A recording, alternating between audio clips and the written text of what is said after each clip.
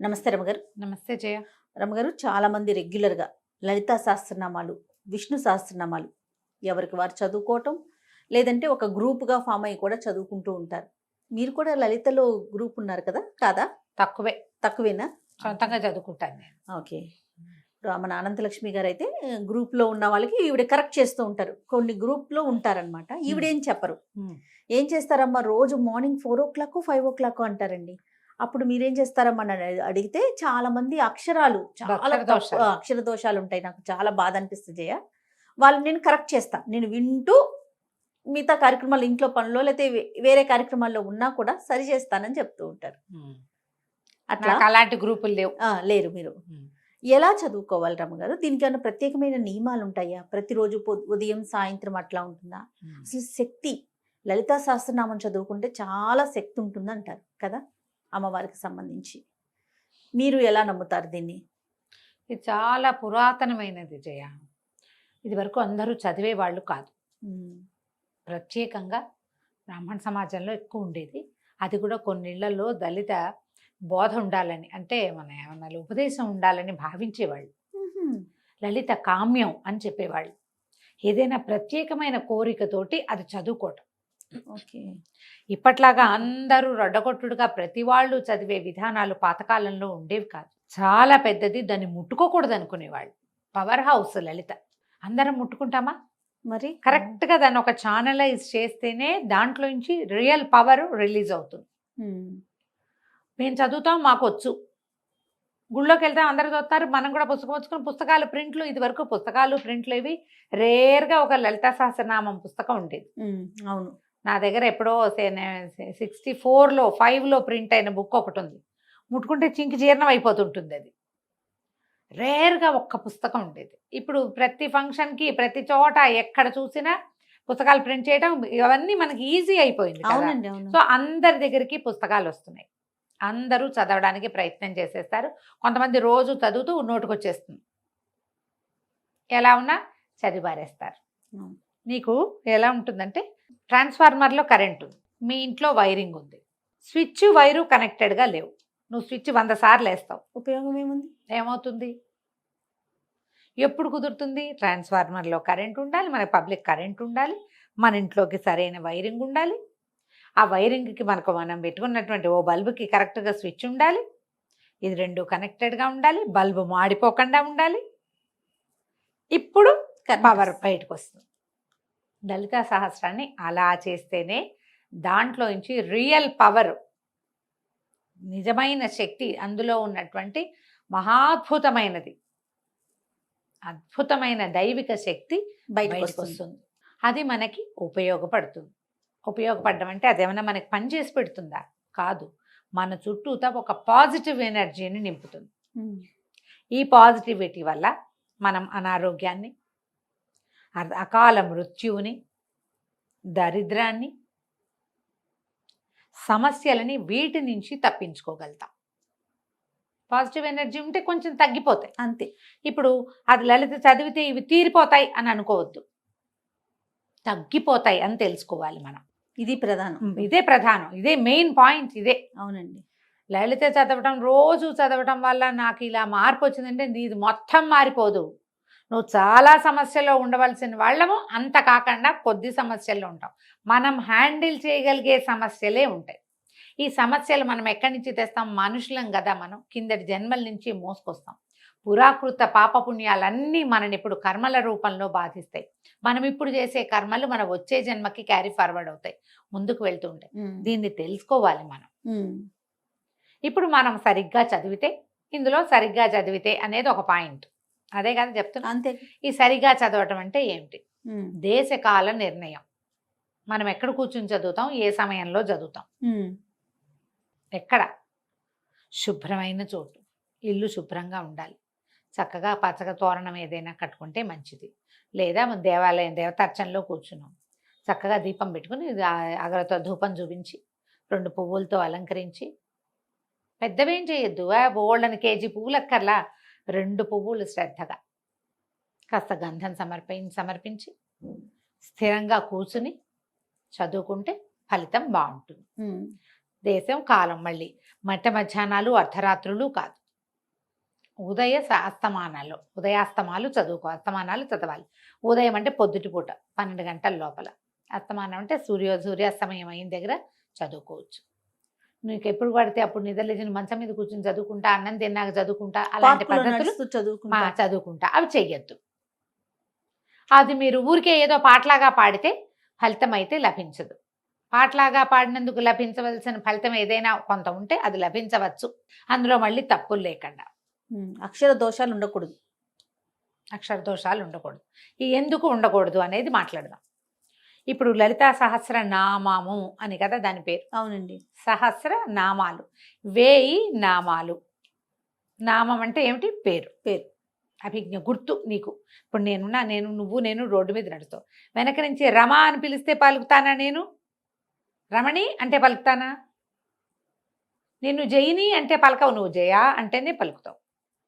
అంటే నీకు ఒక పేరుంది, దానికి నువ్వు పలకాలన్న నియమం ఉంది. అవును. నీ పేరుని యథావిధంగా ఎలా ఉన్నది అలాగే పలికితే కాదు నువ్వు వెనక్కి తిరిగేది. అవును. మనం మనుషులకి మనకే ఇంతుంటే అమ్మకి ఎంత ఉంటుంది? ఎంత ఉండాలి? నీ ఒక పిలుపు నువ్వు పిలిస్తే ఆ పిలుపుకి పలికి స్పందించి నీ వైపుకి తిరిగి తన తాలూకు పాజిటివ్ ఎనర్జీని, సకారాత్మకమైన శక్తిని ఆమె నీ మీద ప్రసరింపజేయాలంటే ఆమె పేరు ఏదో అది నువ్వు పిలవాలి అంతే. పారాయణ మధ్యలో ఆపకూడదు, అలాంటివి పెట్టుకోకండి. నువ్వు సరిగ్గా పేరు పిలిస్తే ఏమవుతుంది? ఆ పేరుతోటి అమ్మవారి పేర్లు ఎట్లా ఉంటాయి? టకీమని గుర్తు రావట్లేదు, చూసావా? మొదటంతా సౌందర్య వర్ణనతోటి నామాలు ఉంటాయి, తర్వాత వీరత్వ వర్ణనతోటి, తర్వాత ఆమె చేసినటువంటి మహత్కార్యాల వర్ణనతోటి నామాలు ఉంటాయి. మంత్రిణ్యంబ విరచిత విషంగ వధతోషిత విశుక్ర ప్రాణహరణ వారాహి వీర్యనందిత. ఎంత పొడుగుంది? విశుక్ర ప్రాణహరణ వారాహి వీర్యనందిత.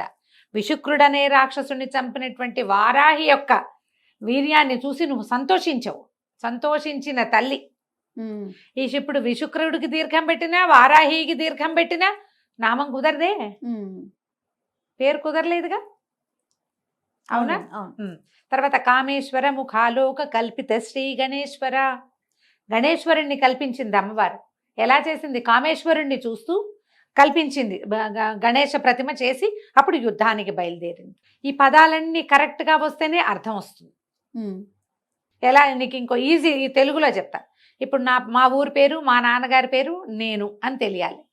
నువ్వు ఫలానా వాళ్ళకి ఒక అమ్మాయి ఆవిడ టీవీలో మాట్లాడుతుంది అని చెప్పైతే వాళ్ళకి తెలియలేదనుకో, ఎవరో పెద్దవాళ్ళు. కాదండి, చిట్టుగూడూరులో నరసింహాచార్యులు గారని ప్రిన్సిపాల్ గారు ఉన్నారే, వారి ఆఖరి అమ్మాయి అనగానే నేను అని తెలుస్తానా? అంతే. 5వ అమ్మాయి అంటే నేను తెలియను. చిట్టుగూడూరు కాకుండా పొడగట్లపల్లి కాలేజీ అంటే వేరే వాళ్ళు ఎవరో వస్తారు. చూడు, ఇప్పుడు మనం కరెక్ట్గా ఫలానా ఫలానా ఫలానా పనిచేసి ఫలానాగా సంతోషించిన తల్లి, ఈ అన్ని ఫలానాలు కుదరాలి. ఇట్లా కుదిర్చి మీరు నామాలు చదివితే ఆమె పలుకుతుంది, తననేనని స్పందిస్తుంది. స్పందించే రకపుగా మనం నామం చదవాలంటే నువ్వు అర్థంలో మార్పు రాకుండా, అక్షరాలు చెడగొట్టకుండా చదువుకోవాలి. ఓకే. కొన్ని చదువుతాం, కొన్ని తేలిగ్గా ఉంటాయి, కొన్ని పదాలు చిన్న చిన్నవి ఉంటాయి, కొన్ని పేర్లు అప్పుడు చదివేస్తాం. అరుణాం కరుణా తరంగితాక్షీం క్లియర్గా ఉంది. ధృత పాశాంకుశ పుష్పబాణ చాపాం, ఇది కూడా క్లియర్గానే ఉంది. ఇలాంటి చిన్న చిన్న పదాలు అప్పుడు పలికేసి పెద్ద పెద్ద వాటప్పుడు ఏం చేస్తాం? అది మొత్తం ఒక సమాసం అనుకో, ఓ ముక్కటు ఓ ముక్కిటు కట్ చేసేస్తాం. కొన్ని చోట్ల అక్కర్లేని దీర్ఘాలు పెడతాం, కొన్ని చోట్ల ఒత్తులు పెడతాం. చాలామంది ఎక్కువగా చేసే పొరపాటు దుష్ట దూరా దురాచార శమని దోషవర్జిత చదవాలి. దుష్ట దూరా దురాచార శమని దోషవర్జిత చదువుతారు. దుష్ట దూర కనపడుతుంది, దుష్టుల్ని దూరంగా ఉంచుతుంది. దురాచార అంటే అమ్మవారిని దురాచారం చేస్తున్నాం మనం, ఆమెకు దురాచారాలు ఉన్నాయని చెప్తున్నాం. శమని అంటాం, ఆ శమని దేనికి ఏమిటో, దురాచార శమని అని రావాలి. అదొక పదం, అదొక పదం. ఇది మొత్తం సమాసం. ఎలా? దురాచారాలని పోగొట్టే తల్లి.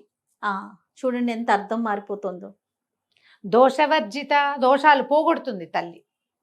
ఆమెలో ఏ దోషము లేదు, మనం ఆమెను ఆశ్రయిస్తే మన దోషాలని అమ్మ పోగొడుతుంది. పదాలకి అర్థం తెలుసుకోగలిగితే అద్భుతంగా ఉంటుంది. ఓకే. మన వల్ల అంత కాదు. తప్పు లేకుండా చదవటం. నువ్వు పారాయణ చేసేయాలన్న తాపత్రయంతో గడగడ గడగడ గడగడ చదివేసేయటం. గుళ్ళోకి వెళ్తారు, ఆ గుళ్ళో అర్చన అవుతూ ఉంటుంది, దేవాలయంలో అర్చనతో పాటు మనం ఇది ముందు ఇది ఫినిష్ చేసేయాలి, అక్కడ చూడం, అక్కడ దృష్టి ఉండదు, ఇది ఫినిష్ చేసేయాలి, అక్కడ చదివేసుకోవాలి. ఈ పుస్తకం చూస్తారా, ఇది రాదు, ఆ పుణ్యము రాదు కదా, రెండూ పోతాయి కదా. దేవాలయంలో ఉన్నప్పుడు మీకు నోటికొస్తే దేవాలయంలో ఏం జరుగుతోందో చూస్తూ నోటికి వచ్చింది చదువుకోండి. నెంబర్ 1, ఇది స్ట్రిక్ట్ రూల్. పుస్తకం చూడొద్దు. విడిగా ఉన్నప్పుడు పుస్తకం చూసుకుని చదువుకోండి. అర్చన అంతా అయిపోయింది, మూల కూర్చున్నారు, పోయి అక్కడ కాసేపు కూర్చోవాలి కదా, అప్పుడు పుస్తకం పెట్టుకుని మెల్లిగా చదువుకోవచ్చు. అర్చనా కాలంలో మీరు చేయాలంటే శ్రీమాత్రే నమః చెప్పుకోండి. పొట్టిగా అరుణంకరణాతరంతక్షం ధ్యాన శ్లోకం అందరికీ నోటికి వస్తుంది, అందరికీ వస్తుంది కదా, ఆ శ్లోకం చదువుకోండి. ఒక్క శ్లోకాన్ని మీరు రటనగా 10 సార్లు 11 సార్లు 14 సార్లు చదివినా ఏమి తప్పలేదమ్మా, చాలా మంచిది, విశేషమైన ఫలితం లభిస్తుంది. ఇలా చదవండి. ఓకే. దేవాలయాల్లో చదవలసిన విధానం మీకు నోటికొస్తే ఏం ఇబ్బంది లేదు. ఈ నోటికి రావడానికి ఎవరితోటైనా చెప్పుకుంటే ఎక్కువ మంచిది. మనమే చదువుకుంటే తప్పులు ఉన్నాయా అనేది కరెక్షన్ ఉంచుకోండమ్మా. ఇది ఎలాంటి పని చేస్తుందో చెప్తాను జయ, ఇది నా స్వానుభవం. మనం ఒక తప్పు కరెక్షన్ చేసుకున్నాం, ఏదో చదువుతున్నాం, ఎవరైనా కరెక్షన్ చెప్పారనుకో కోపం వస్తుంది చాలా మందికి. నీ తప్పులు చూపించకూడదు, అవునా కదా? అవునండి. కోపం వచ్చేస్తావు, అరికాలి మంట ఎక్కిపోతుంది. అవును అవును. మీరు ఎప్పుడు మీ జీవితంలో తప్పులు కూడా దిద్దుకోరు అలాంటి వాళ్ళు. అంతే. నువ్వు ఇక్కడ అక్షర దోషాలు గనక నువ్వు దిద్దుకుని దాన్ని కరెక్ట్ చేసుకున్నావంటే నీ జీవితంలో నువ్వు చేస్తున్న పొరపాటు నీకు కనపడేలాగా చేస్తుంది అమ్మ. కనిపించి ఇది నాది పొరపాటు, ఇది నేను సరి చేసుకోవాలని నీకు అర్థమయ్యేలాగా చేస్తున్నా. నువ్వు ఇక్కడ చేసుకుంటున్నావు కదా కరెక్షన్, ఇదేంటి మహత్తర శక్తి. అవును. ఈ శక్తి విషయంలో నువ్వు చేసే కరెక్షన్ లైఫ్ విషయంలో చేసుకునేలాగా నిన్ను చేస్తుంది. ఓకే. లేదా మీరు ఎవరైనా తప్పెత్తి చూపించగానే మీకు కోపం వచ్చి ఇరిటేట్ అయిపోయి మాకు తెలుసని ఈవిడ ఒకటి వచ్చిందండి ఇలాంటివి అనుకున్నారో వాళ్ళకు వచ్చిన నష్టం ఏం లేదు, మీకు చాలా నష్టం ఉంటుంది, అది తెలుసుకోవాలి. స్తోత్రాలలో ఎప్పుడైనా ఎవరైనా కరెక్షన్ చెప్తే సంతోషంగా తీసుకోండి. అయ్యో నాకు కరెక్ట్ చేసుకునే అవకాశం లభించిందే ఇంతకాలానికి అని గనక కరెక్ట్ చేసుకున్నారా, మొదట మీరు జీవితంలో తప్పులు చేయకుండా ఉంటారు. లేదా మీ తప్పులకి కరెక్షన్ లభిస్తుంది, మీ తప్పులకి మీరు రిపెంట్ అయ్యి దాన్ని సరి చేసుకోగలుగుతారు. ఈ అవకాశాన్ని మీకు లలితా సహస్రనామం 100% ఇస్తుంది. ఇది ఎంత పాజిటివ్ సైన్, మామూలుగా కాదు. తర్వాత టైం పెట్టుకుని చదవబోకండి. టైం 10 నిమిషాలలో అయిపోవాలి, 14 నిమిషాల్లో అయిపోవాలి. ఇట్లా కష్టమమ్మా, అట్లా చదవకూడదు. చదివితే మీకు తప్పులు వచ్చేస్తాయి, దడదడలాడిపోతారు. ఆడిపోతారు. ధాకి థాకి తేడా ఉంది కదా జయ. అవును. తా థా దా ధా కదా, ఈ థాని ధాని కలిపేస్తాం, అవునా? అక్కడి నుంచి చూడు, లా వేరు లా వేరు, లాలని కలిపేస్తాం, నా అణ రెండింటిని కలిపేస్తాం. మీరు పరిగెత్తారా ఈ పొరపాటు అవుతుంది. ఇంకో పెద్దది చెప్తాను, శశసహాలు సావేరు సావేరు షావేరు. ఇప్పుడంతా శివుడే అంటున్నారు. అవునండి. శివుడు కాదమ్మా, శివుడు. విజిల్ రావాలి. సి అన్నప్పుడు సా గుడిస్తే సి కాదు, మెలికే షా, ఆ షా రావాలి. షా రాదు చాలా మందికి, షా వస్తుంది. మనం ఇక్కడ తెలంగాణ వెళ్తే చేసిండు అంటారు, చేసినా అంటారు, చేసినా అనరు. సాని షా అనేస్తారు. నువ్వు మామూలు భాషలో ఎలాగైనా మాట్లాడుకో, స్తోత్రాల్లో సాని షా చేస్తే ఎట్లా కుదురుతుంది? శివ శివ శివ అంటే రాడమ్మా శివుడు, మీరు అర్థం చేసుకోండి. ఆయన పిలిచినట్టు కాదు, పిలిచినట్టే కాదు. నిన్ను పిలవకపోతే, నీ పేరు పెట్టకపోతే నువ్వే పలకవే, భగవంతుడు ఎట్లా పలుకుతాడు? భావం ముఖ్యం లాంటి పాఠాలు బోల్డ్ వింటానమ్మా నేను, చాలా మంది నాకు చెప్తారు. అలా ఏముందండి, భగవంతుడికి భక్తి చాలా ఇంపార్టెంట్. ఎవరికి భక్తి ఇంపార్టెంటు? చదువు రాని వాడికి, చదువుకోని వాడికి, అక్షర దోషం అర్థం కాని వాడికి, వాడు ఎట్లా పిలిచినా దేవుణ్ణి రారా అని పిలుస్తాడట. వాడెవడో ఒక పల్లెటూరు వాడు వచ్చాడు, అతను కిష్టయ్య ఎక్కడన్నావురా, ఇట్లా చంపుతున్నావు అంటే కృష్ణుడు వచ్చి పాలు ఊచుకొచ్చి పాలు తాగు, పడుకో, నిద్రపో, నేను నిన్ను ఇంటికి తీసుకెళ్తానని తీసుకుపోయాడు. రారా కిట్టయ్య అంటే వచ్చాడు. నేను రారా కిట్టయ్య అంటే పాలేరు వస్తాడు, కృష్ణుడు ఎందుకు వస్తాడమ్మా? నేను చదువుకున్నా కదా, చదువుకున్నాను, కృష్ణుడిని ఇలా పిలవాలని నేను తెలుసుకున్నా. ఇక్కడ ఇంకొక చిన్న ఇబ్బంది జరుగుతుంది రమ్మగారు.